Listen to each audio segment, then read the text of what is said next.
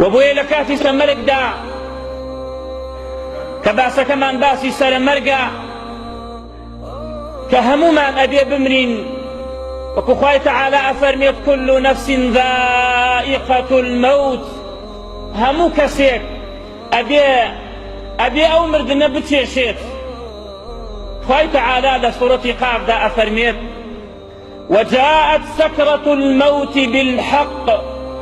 ذلك ما كنت منه تحيد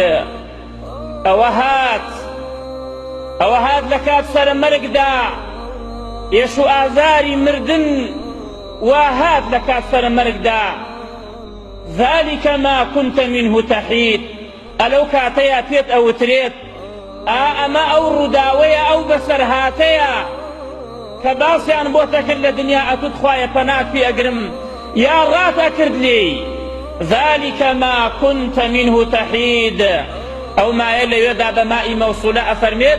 ذلك الذي كنت منه تحيد أو مردنيا كاللي رات أكرد قل إن الموت الذي تفرون منه فإنه ملاقيكم أو مردنا برا كان مسنة لدى سرابكين لولا وتي خمان أقريتو